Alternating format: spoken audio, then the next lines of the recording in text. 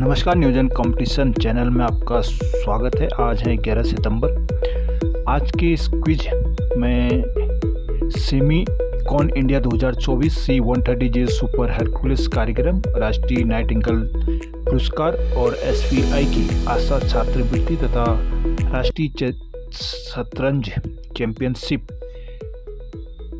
से जुड़े महत्वपूर्ण और परीक्षायोगी प्रश्नों का चयन किया गया है, जिसे आप देख सकें और अपने तैयारी का सही आकलन कर सकें और अपनी तैयारी को और बेहतर बना सकें। ज़्यादा देरी ना करते हुए देखते हैं आज का पहला क्वेश्चन। आज का पहला क्वेश्चन है, सेमीकॉन इंडिया 2024 का उद्घाटन PM मोदी ने किस राज्य में किया? ऑप्शन है ए गुजरात, बी तमिलनाडु, सी उत्तर प्रदेश या डी हरियाणा।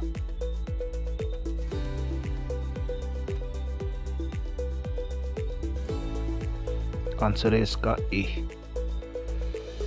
सी उत्तर प्रदेश। PM मोदी ने ग्रेटर नोएडा उत्तर प्रदेश में सेमीकॉन इंडिया 2024 का उद्घाटन किया। यह 3 दिवसीय कार्यक्रम सेमीकंडक्टर इकोसिस्टम को समर्पित था। इन वेस्ट इंडिया की एक रिपोर्ट के अनुसार भारतीय सेमीकंडक्टर बाजार, इसका मूल्य वर्तमान में लगभग $23.2 बिलियन है, जिसके साल 2028 तक लगभग $80.3 बिलियन तक पहुंचने का अनुमान है। अगला क्वेश्चन, राष्ट्रपति द्रौपदी मुर्मू उन्हें राष्ट्रीय फ्लोरेंस नाइटिंगेल पुरस्कार से कितने लोगों को सम्मानित किया है? ऑप्शन है इसका ए 5, बी 10, सी 15 या डी 20। आंसर है सी 15। राष्ट्रपति द्रौपदी मुर्मू ने राष्ट्रपति भवन में आयोजित एक समारोह में नर्सिंग पेशेवरों को वर्ष 2024 के लिए राष्ट्रीय फ्लोरेंस नाइटिंगेल पुरस्कार प्रदान किया है। इस बार यह अवार्ड 15 नर्सों को कर्तव्य और सेवा के प्रति उनकी प्रतिबद्धता के लिए दिया गया है। यह अवार्ड भारत सरकार के स्वास्थ्य और परिवार कल्याण मंत्रालय द्वारा दिया जाता है, जो 1973 में शुरू हुआ था। अगला क्वेश्चन देखते हैं, राष्ट्रमंडल शतरंज चैंपियनशिप 2024 का आयोजन कहाँ किया जा रहा है? ऑप्शन है उसका ए Nepal, B Bharat, C China या डी श्रीलंका। आंसर है इसका डी श्रीलंका। भारत की शुभा गुप्ता ने श्रीलंका के कलुतारा में हाल ही में समाप्त हुई राष्ट्रमंडल चैंपियनशिप में लड़कियों के अंडर 16 में स्वर्ण और लड़कियों के ही अंडर 20 में कांस्य पदक जीता है। शुभी ने इससे पहले राष्ट्रमंडल युवा शतरंज चैंपियनशिप में अंडर 12 का स्वर्ण पदक भी जीता था। अगला क्वेश्चन देखते हैं, एशियन किंग वल्चर के संरक्षण के लिए भारत का पहला केंद्र किस राज्य में शुरू किया गया है? ऑप्शन है इसका ए उत्तर प्रदेश, बी आसाम, सी हिमाचल प्रदेश या डी गुजरात। आंसर है ए उत्तर प्रदेश।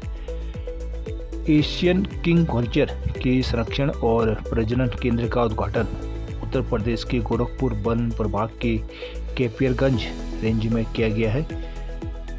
यह अपनी तरह का भारत का पहला केंद्र है। इसका उद्घाटन प्रदेश में मुख्यमंत्री योगी आदित्यनाथ द्वारा किया गया। गोरखपुर में इस केंद्र को लगभग 2.8 करोड़ की लागत से तैयार किया गया है। इस सुविधा में जीव विज्ञानी और वैज्ञानिक सहित 8 कर्मचारी यहाँ पर कार्यरत है। अगला क्वेश्चन, हाल ही में अरुण गोयल को किस देश के अगले राजदूत के रूप में नियुक्त किया गया है? ऑप्शन है ए मंगोलिया, बी अर्जेंटीना, सी रूस या डी क्रोएशिया।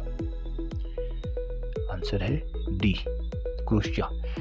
विदेश मंत्रालय ने हाल ही में retired IAS officer Arun Goyal को क्रोएशिया में भारत का अगला राजदूत नियुक्त किया है। इससे पहले वो भारत के चुनाव आयुक्त के रूप में कार्यरत थे। उन्हें नवंबर 2022 में चुनाव आयुक्त नियुक्त किया गया था। वह पंजाब कैडर के 1985 बैच के IAS अधिकारी हैं। अगला question, Tata advance system limited ने भारत में C130J सुपर हरकुलस कार्यक्रम के लिए किसके साथ समझौता किया है? ऑप्शन है A Boeing air, B Lockheed Martin, C Hindustan aeronautic limited या डी रिलायंस डिफेंस। आंसर है बी लॉकहीड मार्टिन।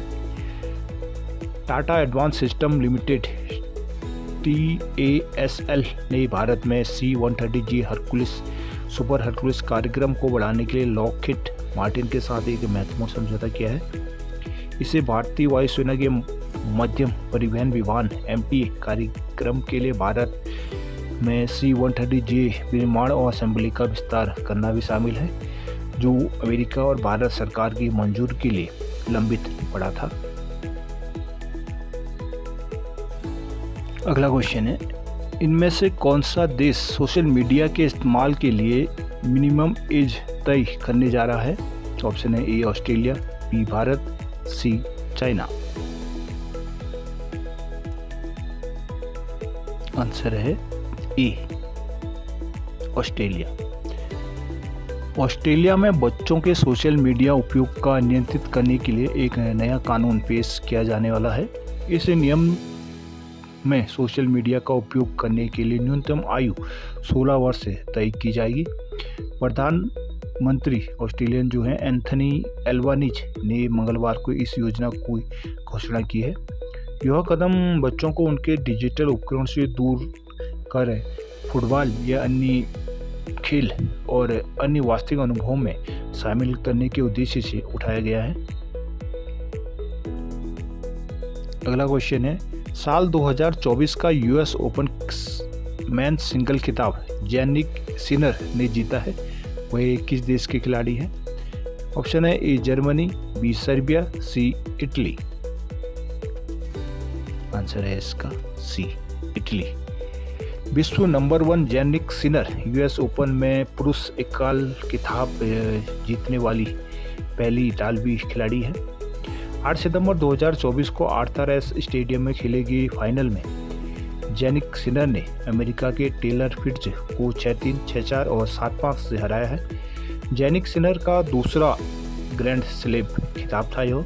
इससे पहले उन्होंने 2024 ऑस्ट्रेलियन ओपन का पुरुष एकल मेंस एकल का खिताब भी जीता है। अगला क्वेश्चन देखते हैं, वियतनाम में किस तूफान ने तबाही मचाई है? ऑप्शन है ए कैटरीना, बी फैलिन, सी यागी। आंसर है सी यागी। वियतनाम में यागी तूफान ने भारी तबाही मचाई है। वियतनाम के कई हिस्सों में इस तूफान से बाढ़ के हालात बने हुए हैं। मंगलवार को हजारों लोग अपनी छतों पर फंसे रहे इस तूफान के कारण। इस तूफान में अब तक मरने वालों की संख्या लगभग 141 हो गई है और 17 लोग अब तक लापता बताए जा रहे हैं। अगला क्वेश्चन देखते हैं, एलन मस्क की कंपनी स्पेस एक्स ने कौन सा मिशन लॉन्च किया है जिसमें 4 एस्ट्रोनॉट स्पेस वॉक करेंगे? ऑप्शन है A Apollo X, B lunar X या सी पोलारिस डॉन। आंसर है इसका C Polaris Dawn. Elon Musk की कंपनी स्पेस एक्स के स्पेसक्राफ्ट से 4 एस्ट्रोनॉट पृथ्वी से करीब 700 किलोमीटर ऊपर स्पेस में जा रहे हैं। इस मिशन का पोलारिस डॉन नाम है। यह दुनिया की पहली प्राइवेट स्पेस वॉक होगी। अमेरिका के बिल नियर आइजैक मैन को इस मिशन का कमांडर बनाया गया है। यह मिशन 5 दिन का होगा।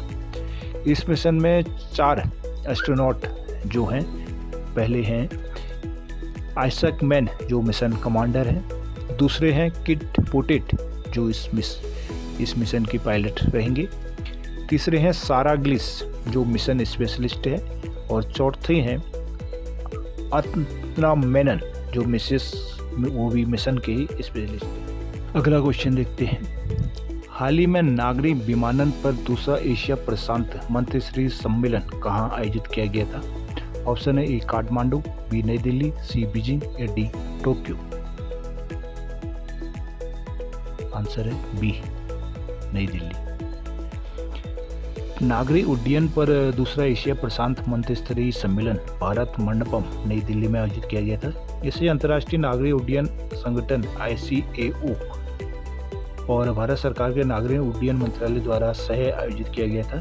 पहला सम्मेलन 2018 में बीजिंग, चीन में हुआ था और भारत ने 2020 में दूसरे सम्मेलन की मेजबानी करने की पेशकश की थी, लेकिन इसे कोविड-19 महामारी के कारण उस समय स्थगित कर दिया गया था।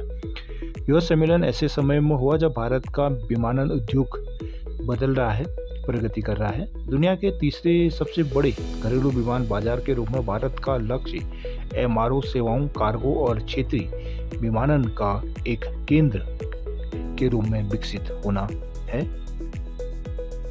अगला क्वेश्चन, हाल ही में शोधकर्ताओं के एक समूह ने किस राज्य में मृत्तिका दलदली वन की खोज की है?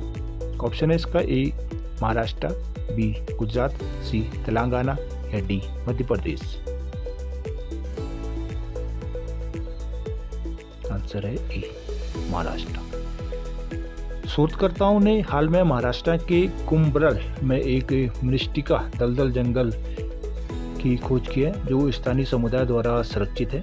मृत्तिका दलदल मीठे पानी के आवास होते हैं, इसमें मृत्तिकेसी परिवार के सदाबहार पेड़ों का एक प्रभुत्व होता है। इन दलदलों को उनकी 140 मिलियन वर्ष पुरानी उत्पत्ति के कारण जीवित जीवाश्म लाइफ फॉसिल भी कहा जाता है। उनके पास बड़ी जड़ें होती हैं जो जल भराव वाली मिट्टी से निकली रहती हैं, जो पूरे साल जलमग्न रहता हो। मुख्य रूप से ये पश्चिमी घाटों में पाए जाने वाले होते हैं। ये दलदल अंडमान निकोबार द्वीप समूह और मेघालय में भी मौजूद है। ये दलदल घाटी के आकार, भारी वर्षा 3000 मिलीमीटर से अधिक और पानी की उपलब्धता पर निर्भर करता है। यह स्पंज की तरह होते हैं जो पानी को सोख लेते हैं और पानी नमी हमेशा बनाए रखते हैं और नियमित जंगलों की तुलना में अधिक कार्बन ये जमा करते हैं। अगला क्वेश्चन देखते हैं, हाल ही में किस सरकारी प्राधिकरण ने ट्रेन दुर्घटनाओं को रोकने के लिए उत्तर बंगाल में हेलमेट कैमरा प्रणाली शुरू की है? ऑप्शन है इसका A भारतीय बीमा नियामक और विकास प्राधिकरण, B भारतीय रेलवे, C भारतीय केंद्रीय विद्युत प्राधिकरण या D भारतीय राष्ट्रीय मानवाधिकार आयोग। आंसर है B भारतीय रेलवे। भारतीय रेलवे ने सुरक्षा में सुधार और ट्रेन दुर्घटनाओं को रोकने के लिए उत्तर बंगाल में हेलमेट कैमरा प्रणाली शुरू की है। इस लाइव मॉनिटरिंग सिस्टम ने रेलवे कर्मचारियों को वास्तविक समय में यांत्रिक समस्याओं का पता लगाने की अनुमति दी है, जिससे सुरक्षित संचालन सुनिश्चित हो सके। शुरुआत में माल्टा डिवीजन में यह प्रणाली शुरू की गई है, जिसका उद्देश्य अन्य क्षेत्रों में भी इसका विस्तार करना है। हेलमेट कैमरों में विस्तृत चित्र और वीडियो कैप्चर किए जाएंगे, जिससे संभावित खतरों पर त्वरित प्रतिक्रिया संभव हो जाएगी। इस पहल ने उन्नत तकनीक के माध्यम से यात्री सुरक्षा बढ़ाने के लिए भारतीय रेलवे के समर्पण को इस योजना के माध्यम से प्रदर्शित किया गया है। अगला क्वेश्चन देखते हैं, हाल ही में किस बैंक ने अपने प्रमुख आशा छात्रवृत्ति कार्यक्रम का तीसरा संस्करण पेश किया है? ऑप्शन है A axis bank, B ICICI bank, C भारतीय स्टेट बैंक या D HDFC बैंक। आंसर है C भारतीय स्टेट बैंक। SBI फाउंडेशन ने अपने आशा छात्रवृत्ति कार्यक्रम का तीसरा संस्करण लॉन्च किया है। इसका उद्देश्य वंचित पृष्ठभूमि के 10,000 प्रतिभाशाली छात्रों को वित्तीय सहायता प्रदान करना है। छात्रवृत्ति के तहत 15,000 से 2 लाख रुपये के बीच की राशि प्रदान की जाएगी। इसने कक्षा 6 से स्नातकोत्तर स्तर तक के बच्चों को अपने शैक्षिक लक्ष्यों को प्राप्त करने में मदद मिलेगी। इस पहल ने भारत भर में वंचित छात्रों के लिए शैक्षिक अवसरों का समर्थन करने के लिए SBI की प्रतिबद्धता को दर्शाया गया है। अगला क्वेश्चन है, हाल ही में समाचारों में रहे INS मालपे और INS मुल्की किस प्रकार के वर्ग से संबंधित है? ए कामोर्ता, बी अभय, सी माहे या डी सरयू? आंसर है इसका सी माही। आइनस मालपेय और आइनस मुल्की दो पनडुब्बी रोधी युद्धक उथले जलयान पोत हैं। भारतीय नौसेना द्वारा कोचिन शिपयार्ड में इन्हें लॉन्च किया गया है। ये इस प्रकार के चौथे और पांचवें स्वदेशी रूप से निर्मित पोत हैं। वे माहे क्लास के हैं और नौसेना के अभय क्लास AHW कार्बेट की जगह लेंगे। इन पोतों को पनडुब्बी रोधी अभियानों, माइन लेइंग, उप सतह निगरानी और तटीय जल में खोज और बचाव के लिए डिजाइन किया गया है। ये 78 मीटर लंबे हैं और 25 नॉट की गति तक की स्पीड प्राप्त कर सकते हैं और 1800 समुद्री मील की दूरी नापने की क्षमता रखते हैं। इसमें अत्याधुनिक सोनार, टॉर्पीडो और उन्नत हथियार प्रणालियां लगाई गई हैं। तो दोस्तों, ये थे 11 सितंबर 2024 की महत्वपूर्ण करंट अफेयर। आशा करता हूँ ये आपके लिए लाभदायक साबित होंगे तथा आपकी तैयारी में अपना योगदान देंगे। एंड इस तरह की वीडियो के लिए चैनल को सब्सक्राइब कर लीजिए। And thanks for watching.